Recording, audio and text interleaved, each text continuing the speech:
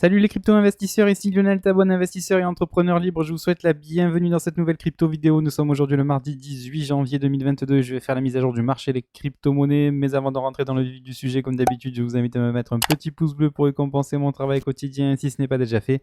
Je vous invite à vous abonner à cette chaîne en cliquant sur la cloche pour recevoir une notification dès que je publierai une nouvelle vidéo sur la chaîne. Et puis si ce n'est pas le cas, si vous êtes un parfait débutant ou une parfaite débutante dans le monde des cryptos, je vous invite à télécharger librement et gratuitement mon e-book Vos premiers pas dans le monde des cryptos. Pour cela, c'est simple, vous cliquez sur le lien qui est juste en dessous de cette vidéo, vous m'indiquez votre adresse mail et je vous envoie tout ça dans votre boîte mail. C'est comme ça, c'est pour vous, c'est cadeau.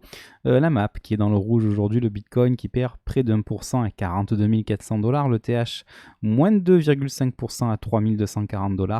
Dans le vert foncé, plus de 14% pour Cardano à 1,58 $, LTC également dans le vert à 152,80 $. XLM IOTA également dans le vert et tout le reste c'est du rouge. On a du rouge foncé pour HEX qui perd plus de 6% à 20 centimes. Matic également dans le rouge suisse à 2,20 $. FTM, Mana, Uni, MKR, Engine sont dans le rouge fixe également, tout comme Luna, NIR, Kusama et Atom. Et puis tout le reste c'est du rouge classique, on va dire du rouge clair. Voilà, entre moins 1 et moins 5%.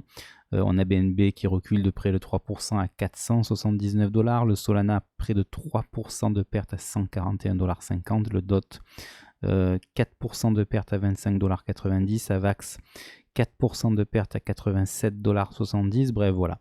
XRP, moins 1% à 76,8 centimes. Le Doge sur les 17 centimes. Voilà. Algo sur les 1,35 $. Link sur les 24,20 $. Le Cro qui recule sur les 45 centimes. Shiba également qui recule. Voilà, on a quand même pas mal de rouge en ce moment. Donc sur le BTC, on est quand même au niveau du bas du range entre les 42 000 et les 52 000 $. Crypto Fear and Greed, toujours dans le Fear à 24 points. Les réseaux sociaux sont toujours dans le up, on ne comprend pas trop pourquoi. Et l'order flow dans le buy au niveau de nos avis de Grayscale. Qu'est-ce qu'ils ont fait? Oui, effectivement, hier c'était férié aux États-Unis pour jour consacré à Martin Luther King. Donc du coup, il n'y a rien eu de fou. Pas eu d'échange en tout cas hier. Donc on peut se contenter que de la colonne en hebdo. D'ailleurs, dans cette vidéo, je vais me focaliser sur une analyse en hebdomadaire. On a vendu la semaine dernière 145 BTC, 853 ETH. Un petit peu moins de 4000 ETC. On a vendu toutes les lignes du portefeuille à l'exception de Solana. Sur le mensuel, même chose, on vend tout à l'exception de Phil, BAT, Solana et Mana. Voilà, donc on ne change pas une équipe qui gagne, toujours la même stratégie du côté de Grayscale qui continue de distribuer globalement ses tokens. L'action américaine Riot Blockchain qui traduit la présence des institutionnels sur le secteur des crypto-monnaies, action qui est basée sur le minage de crypto-monnaies. Regardez, on est toujours en train ici de d'aller sur notre objectif baissier, puisque nous avions ici un flag baissier avec ce canal ascendant, légèrement ascendant, qui a été cassé par le bas. Et là, on voit que voilà, on casse les 21,40 $ par le bas. On est actuellement sur les 20,68 $. Objectif à la baisse 8,12 $, enfin un petit peu plus de 8 $ quand même, 8,80 $.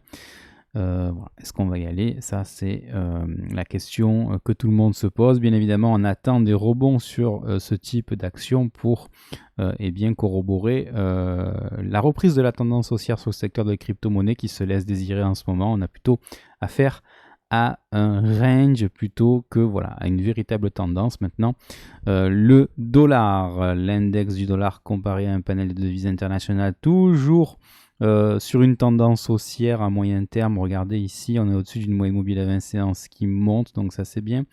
Par contre, on a cassé à court terme ce canal ici, ce qui veut dire que maintenant on va un petit peu corriger, on va un petit peu ranger.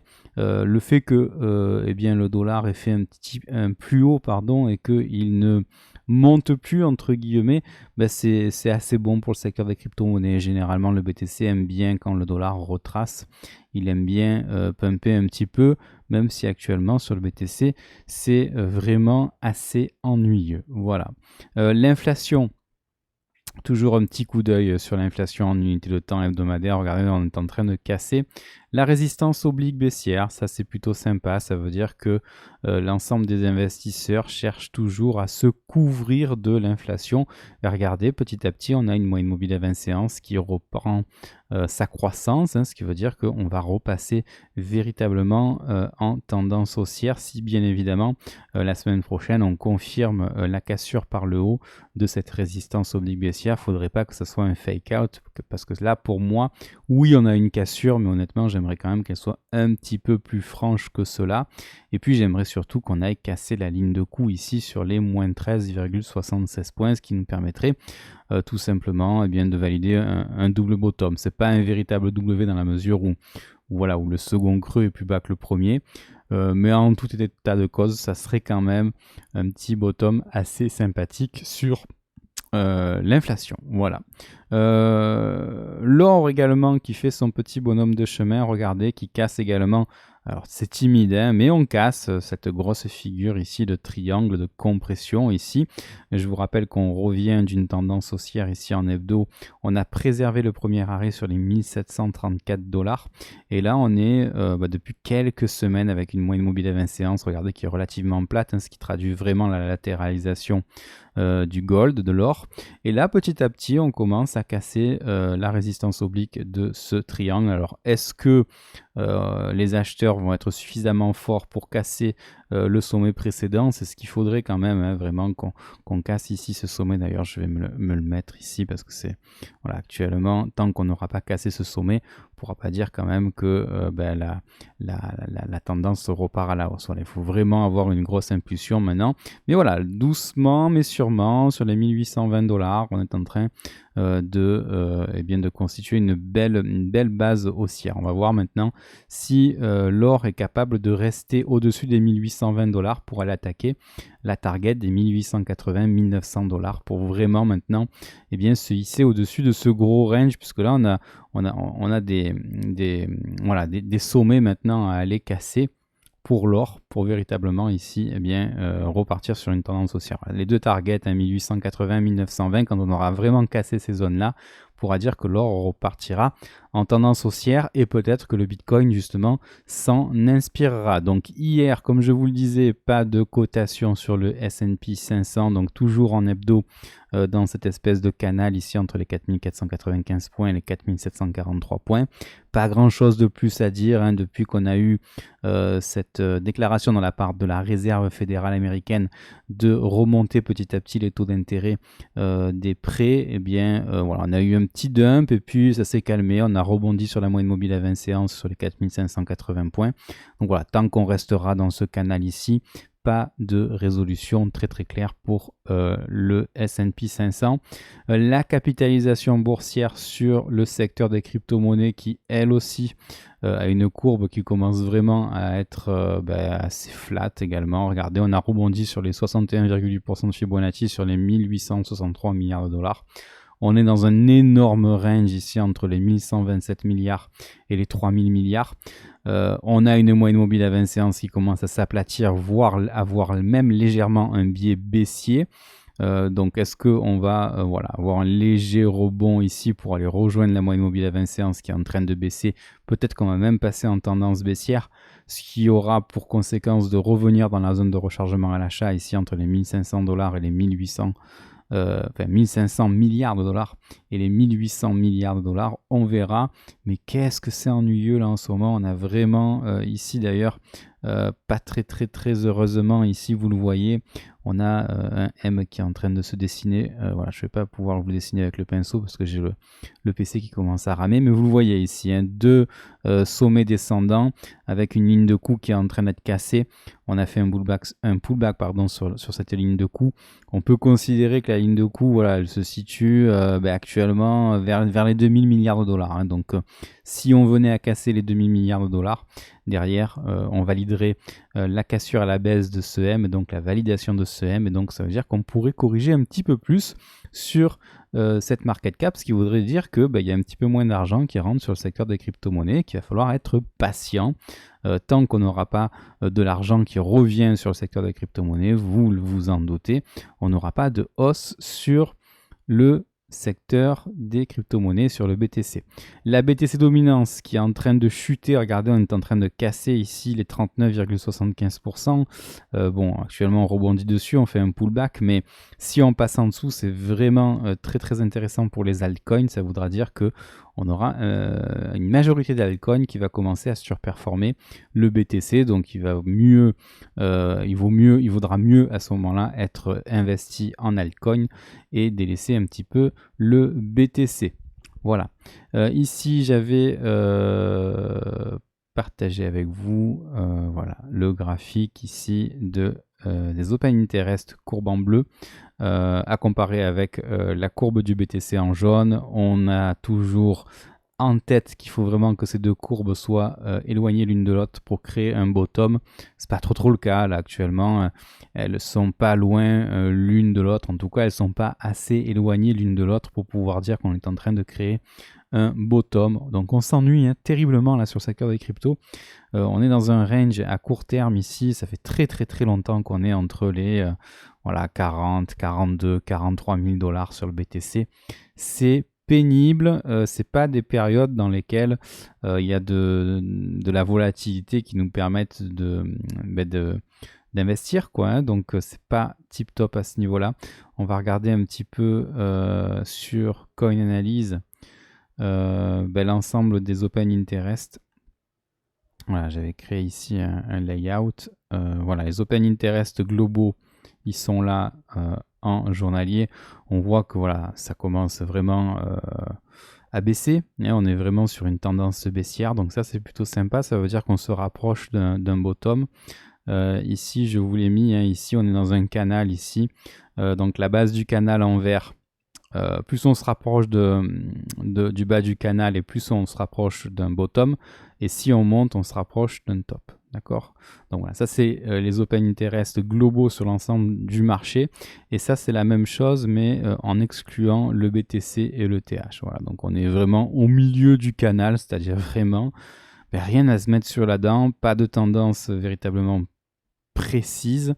Bon, voilà, des Open Interest qui sont quand même largement en dessous de notre top ici. Donc on n'est ni sur un bottom ni sur un top pour le moment. On ne sait pas trop ce qui va se passer.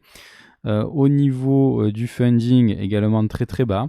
On alterne entre funding négatif et funding positif. Donc là, depuis une journée, on reprend un petit peu des funding positifs. Ça veut dire que peut-être qu'il y a des gens qui commencent à reprendre des positions un petit peu sur les contrats dérivés, des spreads toujours négatifs. Voilà, ici ce sont les volumes vendeurs et acheteurs. On avait ici identifié le fait que voilà, les volumes vendeurs commençaient un petit peu à se calmer. Voilà, depuis un jour, ça commence à reprendre un petit peu du poil de la bête au niveau des vendeurs. Voilà, mais bon, vraiment au niveau interprétation, pas évident à voir ce qui se passe. Au niveau de la charte du BTC en unité de temps hebdomadaire, on est en train de réintégrer l'ancien triangle de compression ici. Donc actuellement, on est toujours dans cette grosse zone de rechargement à l'achat entre les 37 400 dollars et les 44 000 dollars. Donc c'est une belle zone, une belle localisation pour recharger en Bitcoin. Bien évidemment, il faut attendre une pattern maintenant de retournement de type W. Donc ça va être long à regarder en hebdo. On est pour le moment sur un V-bottom et encore voilà, grosse latéralisation là actuellement. On a fait un plus bas sur les 39 500 dollars, un plus haut sur les 44 000. Donc voilà, petit range à court terme qui est vraiment très pénible. Les indicateurs techniques en unité de temps hebdomadaire, c'est pas top. Hein. C'est vraiment pas top ce qui est en train de se passer. Là, on est en pleine léthargie. On est en train de casser ici ce gros support. Enfin, ce gros support, il n'était pas si pertinent que ça puisqu'il a que 2 points de contact. Donc, on le casse par le bas. On fait un pullback de manière très classique. Momentum quand même qui reste en territoire négatif, hein, ce qui veut dire que ce sont quand même les baissiers qui sont aux commandes actuellement sur ce marché en hebdomadaire. Là, même chose, on avait ce support là qui était en train de casser, alors que celui-là, lui, pour le moment, il tient. Mais voilà, on ne peut pas dire qu'on soit sur des charts folles, quoi, hein, que ce soit sur le RSI. Voilà, on est en dessous des 50 au niveau du RSI, donc vraiment pas tip top ce qui se passe. Des spreads toujours positifs sur le moyen terme, une volatilité qui se calme, mais voilà, elle est sur les 0,48. Bon, voilà, pas grand chose à dire ici. On peut aller sur le court terme au niveau du BTC pour essayer de faire une analyse un petit peu plus poussée, mais bon, c'est toujours la même que celle qu'on voit ensemble depuis déjà pas mal de temps. Regardez ici, on a les 42K, les 52K, donc énorme range ici, énorme canal. On avait cassé ce gros biseau descendant ici par le haut, mais aucun W derrière, donc du coup on suit la trendline baissière ici, on va même la retester, et là on est re-rentré dans cette zone ici de notre haut d'ancien canal là, hein, de l'été 2021 pour celles et ceux qui étaient déjà là. Voilà, donc on reteste ici cette espèce de haut de canal entre les 40 600 $ et les 43 200 $. On est à l'intérieur, on n'arrive pas.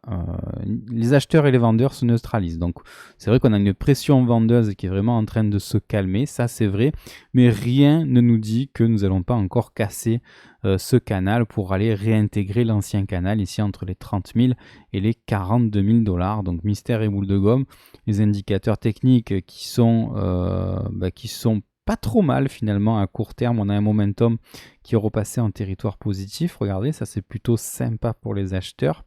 Alors, regardons le RSI également. Le RSI qui a réussi à rebondir sur ce support. Bon, on n'est vraiment pas loin de la zone de survente non plus, hein, donc il va vraiment falloir ici à un moment donné que les acheteurs se réveillent, parce que voilà, là actuellement c'est la léthargie la plus complète. Je sais pas quoi vous dire. Au niveau de William, pareil, on a l'air d'avoir trouvé un bottom. Ici, on est, voilà, regardez ce W là, c'est plutôt sympa. Bon, toujours quand même dans la box verte, dans la partie inférieure de la box verte, on avait cassé ici ce support ici il n'y a pas très longtemps, donc il va vraiment falloir venir le retester. Voilà, ici peut-être un gros W qui est en train de se mettre en place si on casse la ligne de coup. Je vais vous la mettre ici, voilà. Voilà, ça serait bien ici de casser la ligne de coup, du coup comme ça, on validerait ici un gros W, en l'occurrence celui-ci. Voilà. Donc ça pourrait signifier voilà, une reprise de la tendance haussière. Hein, bien évidemment, il faudra aller rejoindre ici la zone de surachat pour que William rentre dans son état de stupidité. Voilà, la volatilité, vous le voyez, elle est vraiment en train de baisser ici. Ça c'est plutôt sympa en général. C'est dans des moments comme ça où on revient dans le vert. Ici, vous voyez, ici on est revenu dans le vert le 5 novembre dernier, et c'est comme ça qu'on a créé un bottom intéressant. Là on voit que la volatilité elle se redirige vers le vert, donc ça c'est plutôt pas mal. Il faut rester encore patient, mais en règle générale l'association volatilité très faible et spreads négatifs comme on le voit ici, en général c'est propice à un bottom. Alors maintenant, est-ce que le temps qu'on arrive à une volatilité faible, on aura cassé par le bas le range des 42 000 K, 52 000 K, ça c'est la question sur toutes les lèvres. Ou est-ce qu'on va rebasculer dans l'ancien range entre les 30 K et les 42 K? Voilà, ça c'est un petit peu ce que tout le monde se pose comme question. On peut regarder l'order flow. Order flow au niveau du journalier, ici on est toujours dans un territoire négatif au niveau du spread, donc ça c'est plutôt intéressant. Ça veut dire que les gens continuent de shorter ce marché. On a un funding là, qui est repassé en négatif les derniers jours, là qui repasse en positif, mais on est quand même fortement proche des zéros, hein. Ici au niveau de l'open interest, ça c'est assez intéressant, on est en train de casser ce gros support, donc ça c'est plutôt pas mal. Je vais le mettre en vert, puisque ça c'est plutôt intéressant, hein, quand même, le fait d'avoir cassé ce support en vert. Ça veut peut-être dire que maintenant il y a des positions qui sont en train de se déboucler, donc peut-être des gens qui vendent à perte, pourquoi pas, et ce qui pourrait justement signifier la mise en place d'un rebond. Ici ce sont les liquidations en stablecoin. Pour le moment on est toujours dans un triangle de compression, donc peut-être un gros mouvement qui se prépare vis-à-vis de ça. Mais voilà, pas plus de choses à dire que cela ici pour le BTC. Pour le TH, c'est le même combat, mais vous le savez, en hebdo, la charte est beaucoup plus sympa que sur le BTC, puisque regardez, le premier arrêt est toujours préservé, même si vous voyez que la moyenne mobile à 20 séances est maintenant en train de piquer du nez. Maintenant, tant qu'on reste au-dessus des 3000 $, honnêtement, pour le moment, on est toujours dans un bear trap. Maintenant, si on venait à casser les 3000 $, direction la zone de rechargement à l'achat entre les 1100 $ et les 1900 $. Peut-être qu'il y a des whales qui veulent recharger sur ces niveaux-là. Au niveau des indicateurs techniques, on casse pas mal de supports. Regardez le momentum qui casse ce support. Alors, c'était pas un gros support parce qu'il n'y avait aucun point de contact, il n'y en avait qu'un. Il n'y a même pas le deuxième. Donc honnêtement, je peux vraiment l'enlever parce que c'est pas très pertinent honnêtement comme support. Voilà, ici, qu'est-ce qu'on pourrait se mettre comme support? Je peux même pas tracer un support à plus de 2 points de contact, donc c'est assez frustrant ici. Je vais laisser la résistance oblique comme ceci, voilà, sur le momentum. On est en territoire négatif, donc on fait des creux de plus en plus bas, donc ça c'est pas tip top. Voilà, on attend que le momentum remonte patiemment. Voilà. Au niveau du RSI, même chose ici. Honnêtement, on est toujours en train de refluer. On a cassé ce gros support oblique baissier. Donc pour le moment, tant que on voit pas de W sur le RSI, là peut-être qu'on est en train de créer un futur W. À voir. Mais bon, pour le moment, pas plus que ça. Pas plus de choses à dire que ça. Et enfin, William qui se rapproche lentement et dangereusement de la zone de survente. Si on passe dans la zone de survente, ça veut dire que la baisse n'est pas terminée sur le TH. Et le spreads en unité de temps hebdomadaire qui se rapproche dangereusement de la ligne des zéros. Ça serait quand même pas mal qu'on puisse passer sur des spreads négatifs dans cette unité de temps et qu'on passe sur une volatilité faible également. Ça serait vraiment très intéressant. Je ne sais pas si sur le BTC en hebdomadaire on a la même configuration. Regardons ça. On a quand même, ouais, c'est pareil, on a des spreads qui sont toujours positifs mais qui baissent. Donc ça c'est plutôt pas mal. Par contre la volatilité ici elle rebondit un petit peu. Voilà. Au niveau de William, on est déjà dans la zone de survente. Voilà. Donc, vous voyez, hein, la tendance journalière et hebdomadaire, pour le moment, c'est plutôt baissier. Maintenant, voilà, mais si on reprend un petit peu du recul, on voit qu'au niveau du BTC, on est en train de casser le premier arrêt sur les 44 000 $. Ça, c'est pas tip top. Effectivement, on va attendre de voir la fin du mois pour savoir si oui ou non les 43 740 $ tiennent ou pas. Mais n'oubliez pas que la moyenne mobile à 20 séances, elle est toujours sur les 36 000 $ et qu'on a plutôt tendance à aller venir chercher cette moyenne mobile à 20 séances. Maintenant, est-ce qu'on va ranger en attendant que la moyenne mobile à 20 séances rejoigne les cours, ou est-ce que le cours lui-même va faire une petite mèche sur la moyenne mobile à 20 séances? Ça, c'est mystère et boule de gomme. On est toujours en tendance haussière en mensuel, hein, donc c'est le gros point positif de ce marché. Maintenant, attention, on a quand même des supports sur les indicateurs techniques qui sont en train de lâcher. Bon, on n'est pas là pour faire une analyse mensuelle, mais voilà pour ça. Si on revient sur le TH, on voit également ici que les spreads restent négatifs sur le journalier, le funding reste relativement limité et au niveau des open interest, on a eu quand même pas mal de positions qui se sont débouclées depuis les derniers jours, donc c'est plutôt pas mal. Au niveau des liquidations également, peut-être une petite compression ici qui se met en place comme un petit peu sur le BTC, donc on va tracer ça comme ceci. Voilà, mais vraiment rien de plus à dire. Avant de passer au news flow, on peut regarder mon portefeuille. Je ne sais pas si les prix se sont mis à jour. On va regarder ça ensemble.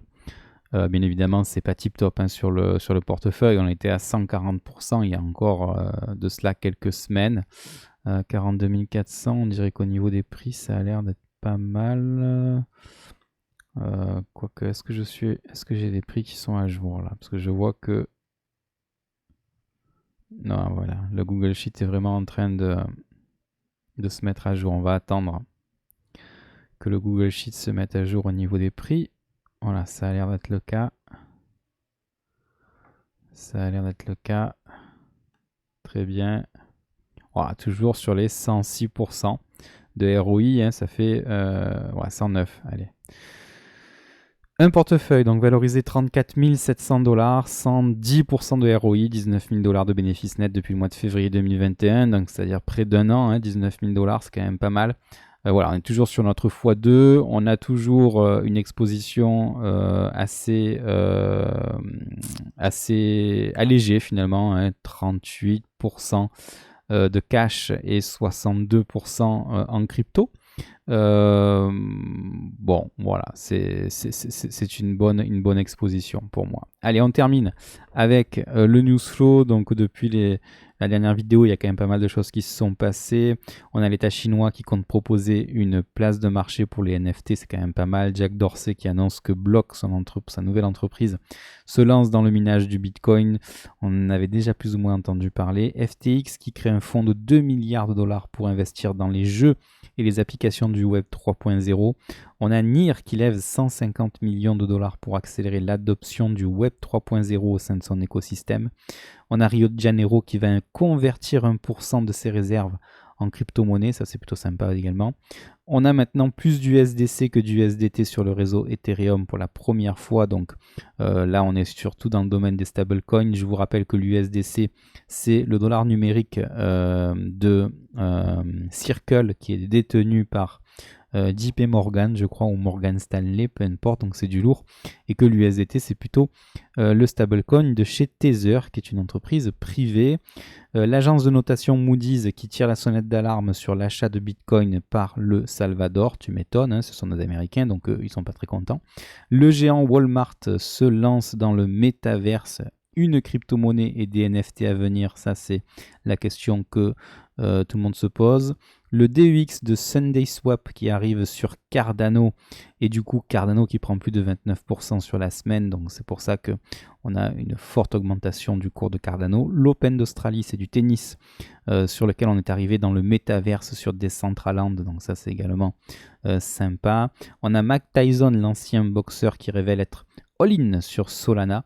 Donc bon, ça ce sont plus ou moins des stars qui sont payées par bien évidemment l'univers des crypto, hein, pour justement influencer les gens à acheter du Solana. Je vous rappelle également qu'on a du Grayscale qui a créé un fonds sur Solana. Bitcoin et Ether corrigent, que faut-il observer? Ça c'est un article sur l'analyse technique. LuxRare qui est la nouvelle plateforme de NFT qui détrônera peut-être OpenSea. On a l'Espagne qui instaure des règles pour les influenceurs faisant la promotion des crypto-monnaies. Voilà, on a, je crois, une centaine d'influenceurs espagnols qui sont concernés par cette directive. Ça fait un petit peu le buzz en ce moment sur les réseaux sociaux. J'espère que cette vidéo vous a plu. Si c'est le cas, je vous invite à me mettre un petit pouce bleu si vous pensez qu'elle peut intéresser d'autres personnes. Partagez-la. Si ce n'est pas encore le cas, je vous invite à vous abonner à cette chaîne en cliquant sur la cloche pour recevoir une notification dès que je publierai une nouvelle vidéo sur la chaîne. Et puis n'oubliez pas, prenez soin de vous, prenez soin des gens que vous aimez. Ayez l'esprit cash flow. Puis quant à moi, je vous retrouve dès demain en vidéo. Ciao!